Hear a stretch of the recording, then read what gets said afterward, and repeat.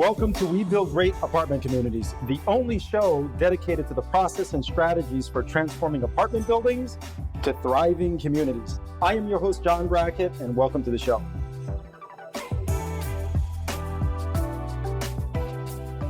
All right, folks, welcome to another great episode of We Build Great Apartment Communities, the only place where you can come to learn how to take apartment buildings and turn them into amazing communities. So I have another great guest. Her name is Amy Kim, and very excited to have her. She's out of Chicago. I am your host, nBrackett. Welcome to the show, our audience, and also to Amy. Hey, Amy, welcome. Really excited to have you. Thank you so much for having me. I'm super excited to be on. Very excited that you're here. So, today's going to be a really cool one because you have the unique advantage of being able to provide us with a couple different perspectives, right? The perspective of someone who does a lot of business with an international clientele, and also someone who's very well rooted in the Chicago metro area, and you know the market really well. You've been doing business there. And then the third component of that is someone who has a very extensive background in math, which in the world of investing is fairly critical, right? It's crucial, yeah. That's if you want to make good decisions, right? If I want to keep my clients, yes. Yeah, exactly. Right. So you have the unique ability to be able to combine all three, right? And the other component of that, which I think is really cool, is your left brain, right brain.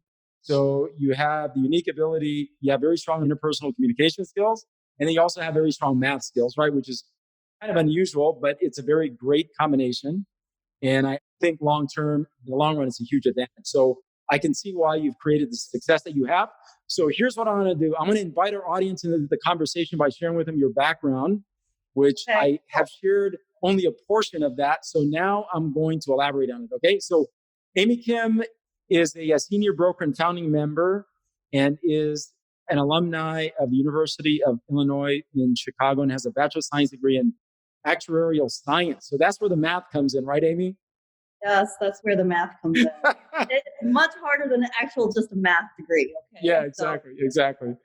So of course, you've had a very seasoned and well-established career in the world of real estate, especially with your math background. So I think one of the strengths that you articulate in your bio is that you're very adaptable. And that's something that's huge inside of real estate, especially now in the market that we're in. And so because of your background, you also have a very strong tech background.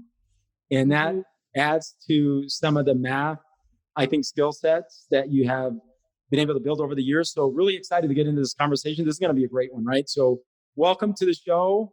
And why don't we start by you sharing with us, Amy, your story, right? How did you get into this space? How did you get rooted in Chicago? And I think that'll be a great starting point. Sure. So I have been born and raised in the Midwest. I actually just did an interview yesterday and they had asked me how I ended up in the Midwest. But I was born and raised in the Midwest.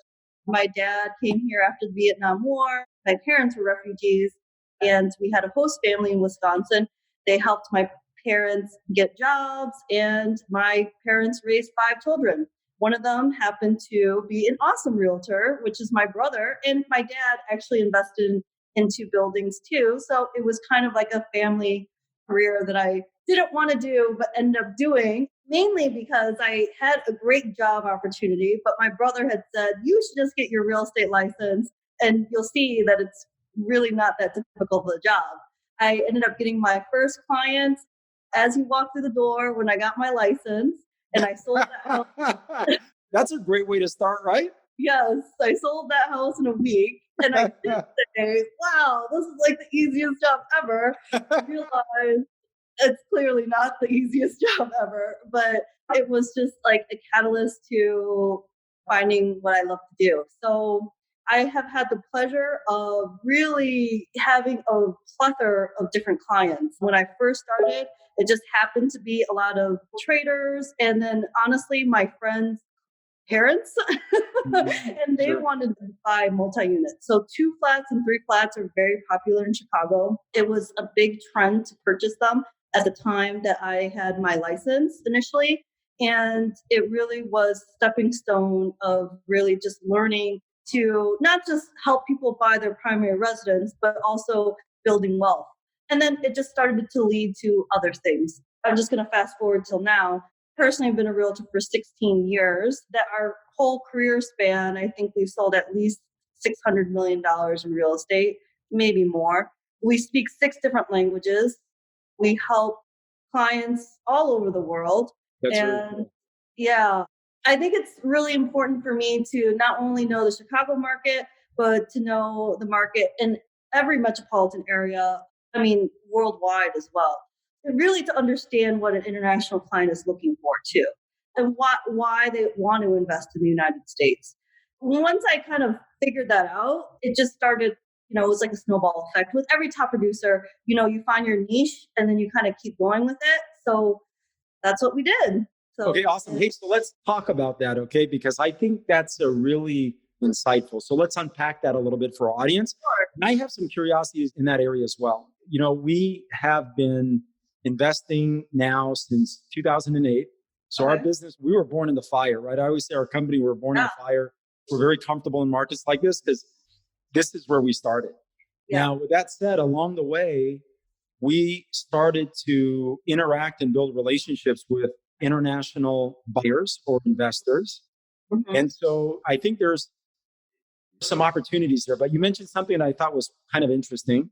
And your comment was, once I figured out what they were looking for, then it started to snowball. So talk a little bit about that. What have you learned over the years about international investors? What are they looking for, at least in your marketplace? And how have you been able to not only expand the relationships that you have with them, but been able to service them, right? Or accommodate the requirements that they have? I want to preface that every culture is so different. We have a team member who does a lot of Russian clients. So whereas my clients tend to be a lot of Asian clients, and I focus on Hong Kong and Singapore, honestly, it's just much easier for them to get the money out of those countries to get them over here. It's not that China doesn't want to invest here. They do, not at this time, but generally speaking, but it's just much difficult to get the money out of that country. So we are a freehold country, meaning that you own your property. The government cannot take it. And a lot of countries like Vietnam, that's not the case. And I do have some clients in Vietnam as well, more so my brother, because he speaks fluent Vietnamese. But that was one reason why we saw a lot of Asian clients purchasing in the United States. They tend to focus on the West Coast and the East Coast. But someone who owns 17 properties worldwide possibly would be considering Chicago because we do have a higher cap rate than these other metropolitan areas. We may not have the appreciation that they are seeing like in LA or, like if they own a house in Beverly Hills, but if they want to diversify their portfolio, they have been looking here in Chicago. I've also noticed that people who are alumni of Chicago, I'm from University of Illinois, so I'm helping a client in Singapore, and amazing, brilliant, super successful client, buys everywhere in the world actually. But he's like, I have a soft spot for Chicago. I love it. That's where I, had my best years, and I want to buy something here because I love it. And actually that story happens all the time. I had a client who bought a condo for their small daughter because she's like, my daughter's going to go to University of Chicago no matter what. And there are some things that I've realized that Asian clients do want, which is a metropolitan area, diversification, very good schools. These are kind of the criteria that they are looking for, and is where they tend to focus on where they're going to be purchasing as well. Okay, so let's talk a little bit about that, okay? Because you packed in a couple things there. And so let me kind of elaborate on some of this stuff for our audience. One of the comments you spoke to was that in Chicago, there seems to be an affection with people that have lived there, right? So why is that? Can you elaborate on that? Because this is not the first time I've heard this. Best city in the world. Yeah, I've heard this many times, right? Coming from you, I'm very curious to understand why that is, just to get your perspective, because that also helps sharpen our senses for things to look for when investing in a metro like Chicago, right? Sure. There's an affinity with Chicago from people who have lived there. And so I want to understand why that is. The biggest negative and drawback to Chicago is the obvious weather. We have really bad winters. I always tell to my clients, especially if they're coming from a hot state or a hot country, is that even when it's hot, it's not like you can go outside, like Arizona or Texas. Right. So you're losing 3 months out of the year, anyways, in those states. So it's no different than being in Chicago. But we have fantastic food. I think in the United States, we have the most Michelin restaurants in Chicago, tons of headquarters in Chicago, McDonald's, Boeing, Cornell that has a ton of umbrellas, Ulta. So there is a really fantastic pool of work that is here and opportunities, really. It's very affordable to live in Chicago. Of course, you can go uber luxury, but you can find a fantastic condo for $200,000. What other metropolitan city can you do that? It's not really possible at all. We have fantastic transportation. Our traffic is not as bad as other cities like LA. And beautiful skylights, awesome nightlife, is super clean. Like how New York, all the trash has to be in the front. I hate that. I love New York, okay? But Right. it's just a really fantastic city. I love that I'm from here. Everyone who comes to visit loves it. We have a ton of sports. It's just a very well-rounded city. It sounds like one of the things that really complements or strengthens Chicago is the diversity, right? With food, with people, with cultures. I like that. I think that's a huge long-term opportunity. I really appreciate you sharing that. Let's pivot a little bit, Amy, and talk a little bit about some of the trends that you're seeing in Chicago as it relates to real estate, some of the shifts, right? Because the environment that we're in, can you talk a little bit about just some of the changes that you've seen take shape because of COVID, right? How is that changing the real estate investing landscape in Chicago? Sure. Well, I feel like I would be remiss if I really didn't kind of talk about the elephant in the room, in the sense that we had two very large looting incidences in Chicago. When the people ask about Chicago, they always ask about the crime too. We do hope that like the times that the looting did occur, it was very specific to just like shops. Very few people were injured. It wasn't necessarily a crime against other people, just an opportunity to, I guess, possibly for material, like for stuff.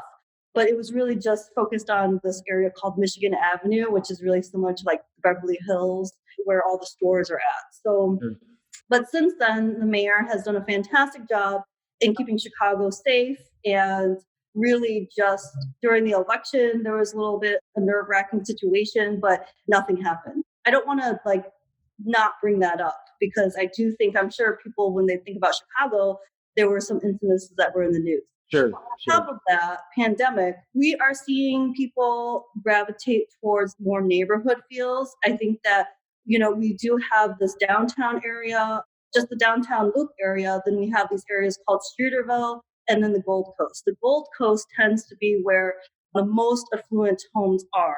We are seeing a little bit of a depreciation in that area because it's a very highly concentrated area. And we are seeing people either moving out to other Chicago neighborhoods that are a little bit more space and larger single family houses, or even moving to the suburbs. Again, we're one of the only metropolitan areas where we have a Chicagoland area, like still part of Illinois. You know how like Manhattan, you have to go to Long Island or you have to go to New Jersey. You're not really going to another state.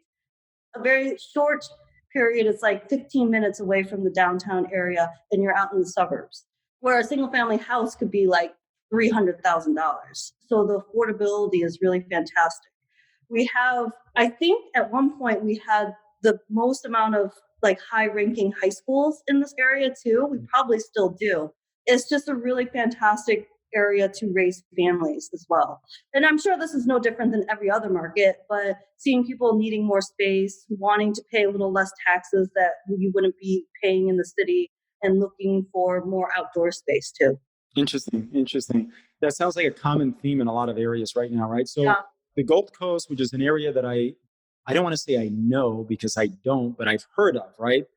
It sounds like it's a high density area. And because of that, it sounds like the high density areas in many major metros right now experiencing some change. And so is this resemble that story where it's a high density market and you have people moving out of that because of the density?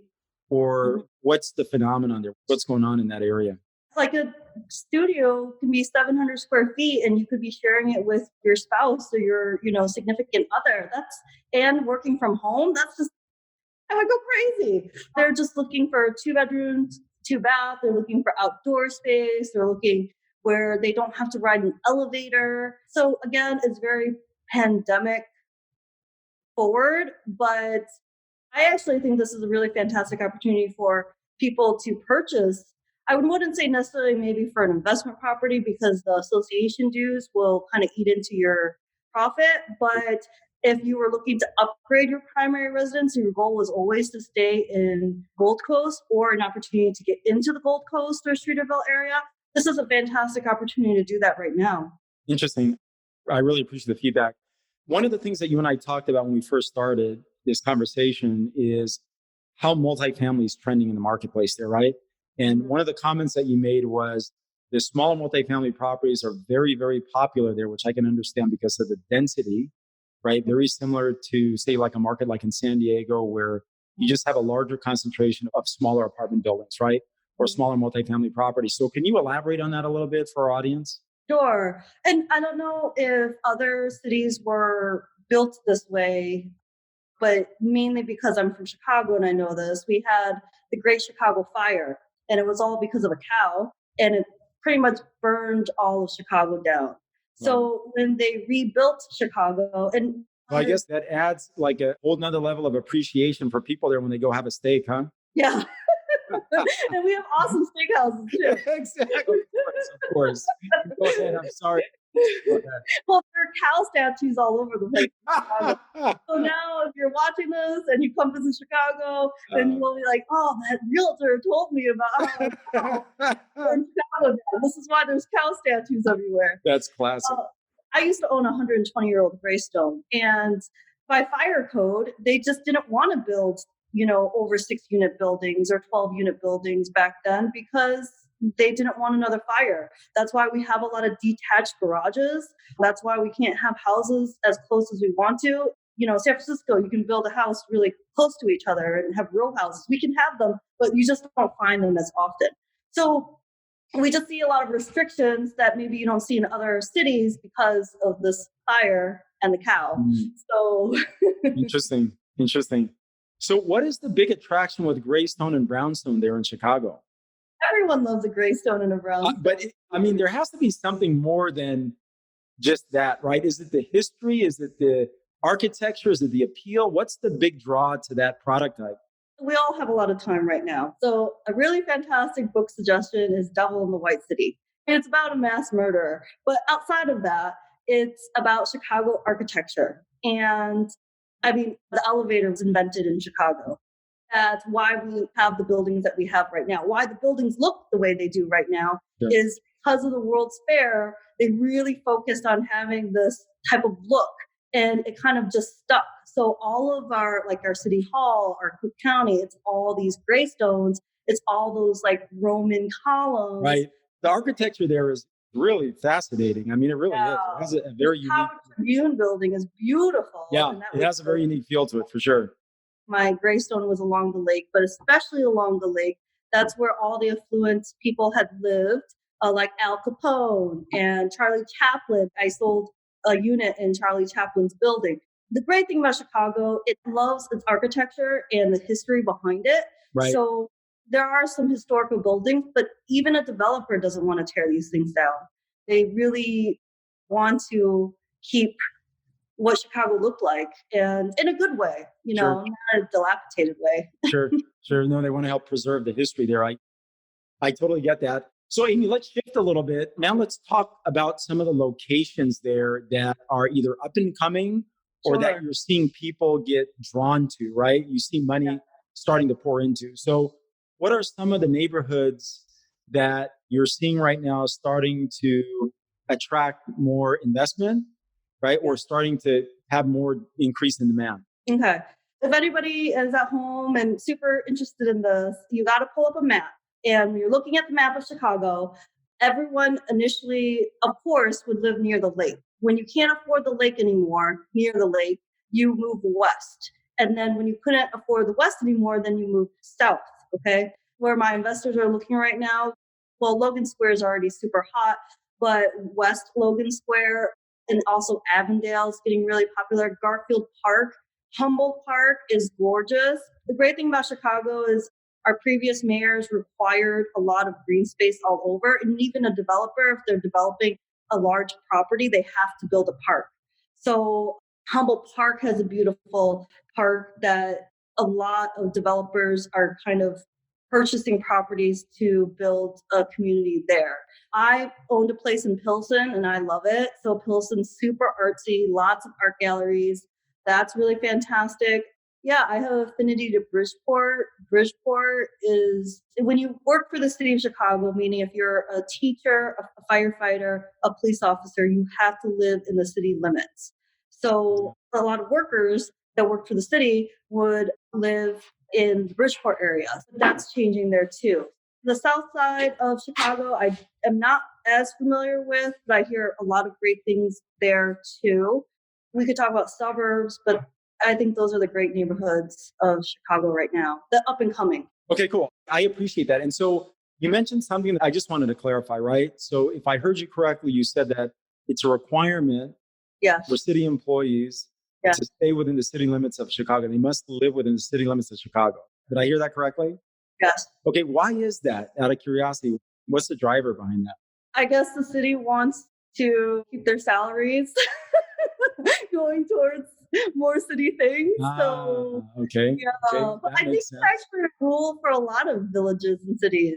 So maybe not. I'm not sure. But You know what? I never heard that. I didn't know oh, there was such a really? relation. No, that's why I'm very curious. And the great thing about Chicago too is they provide a lot of affordable programs for teachers, for firefighters, for police officers, but anybody that just wants an opportunity to purchase a home. And I know that Chicago is one of the few metropolitan cities that do provide this. I mean, I'm sure a teacher can't live in San Francisco because it's just the cost of living is too high. So they have to commute more than 45 minutes. But the goal for Chicago is that you stay within your city limits. I mean, I love that they do that. That's a first for me. That's one of the things I love about meeting people and talking to people from all over the world, right? Because I think it really enriches your life because it's just a great way to learn. Like, I didn't even know that existed still, right? It's just very, very interesting to me. I bet there's some realtors who don't even know that in Chicago. Yeah, I'm sure you're right. Oh, that's pretty funny. That's pretty funny. Okay, we're approaching the end of our show. I want to use the last couple of minutes, Amy, to just have a conversation about, where you see the future opportunity for apartments in Chicago. I know you gave some really good feedback on some of the neighborhoods that are starting to evolve and transform and also attract more investment, right? And I think one of the key features that you shared, which I picked up on, which I think is a really, really big point, is that when developers go in there and they're building out a large apartment building, and we don't know what that minimum unit count is, but when they're building out a large apartment building, that it's a requirement that they also have or create space, outdoor space, such as a park, right? Mm-hmm. So I think that's a very great add or tell, because from the viewpoint of social economics, right, and trying to place yourself ahead of investment opportunity, I think that's a great insight, right? So where are you? One other thing too. Please. A lot of developers who are looking to build, I believe, over 32 units, you do have to have some type of green space, but then you also have to keep a certain percentage for affordable housing because the tax is very high here if you choose not to do that affordable housing part. And this is more for condos. Apartments, there are different rules when you're building, but you don't need to have that affordable housing aspect, but you need to have that green space. Okay, great. What are some of the neighborhoods that you see more investment going into for apartment buildings or development of apartment buildings? I forgot United Center. So United Center, like where the Bulls play, that is super hot right now. And then Garfield Park and Humboldt Park. Those are the three neighborhoods. Well, actually, I would still love Pilsen to be in there. Hey, well, we're approaching the end of our show. I want to thank you for being on. You've been a tremendous guest. Really enjoyed this conversation. And I learned some really cool things. I learned some really cool things about Chicago. So I'm a nerd. That's funny. That's funny. But I learned some really, really cool things today. So I want to thank you. And I'm sure our audience has as well. Amy, before we ask you to share how people can get in touch with you, I always like to ask, What is the one question that you have of me that you think would add some value to our audience? Where do you invest right now in the United States? Right now, we're placing our dollars, or I'm placing my dollars along with that of my investors. I have a couple different markets. I really like Texas. There's some cities in Texas, some markets in Texas that I really like. And so we're very active in those markets right now. San Diego, my hometown. So in San Diego, we're very active in San Diego, or becoming more active in San Diego, because for the last 3 years, almost 4 years, I was actually pursuing investments out of state, predominantly for yield reasons. Yeah. And I think now that we are at a place right now where we have captured, I think, some great opportunities for our investors. You're diversifying because you want to get a little bit more appreciation versus the yields. Correct. So in San Diego, the opportunity there is for appreciation in LA. Yeah. And then of course in, markets like Texas, North Carolina. Nashville. I'm sorry? Nashville. We're not in Nashville, but I like the Carolinas. I really like Texas a lot for a lot of different reasons. Those really are the markets that we concentrate our time in out of state. But in markets like San Diego and LA, we're actually developing in those markets. We're building, apartments in those markets. Okay, cool. Yeah. Well, hopefully it was helpful. Yes, it was. It was very, very helpful. And I really appreciate that. So Amy, please share with our audience how they can get in touch with you if they have questions about, what you do. And of course, the Chicago land area. What would be the best way? How can they find you? Sure. Our website is duongkimglobal.com. My email address is amy.duongkim@compass.com. I don't know. Do people put their numbers down or? Oh, yeah, for sure. Yeah. Oh, they do? Oh, okay.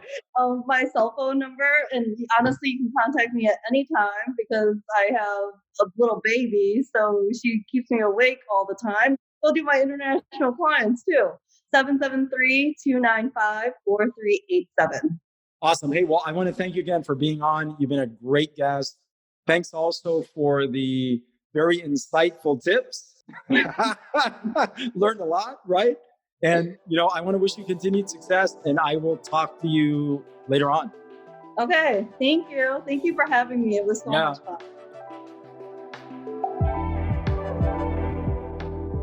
Clarity of purpose creates our greatest competitive advantage. When we transform apartment buildings to thriving communities, we improve how people live and create assets with high profit margins. Don't forget to subscribe, like, and share this up with a friend. I'm nBrackett, bringing you things you can implement right away.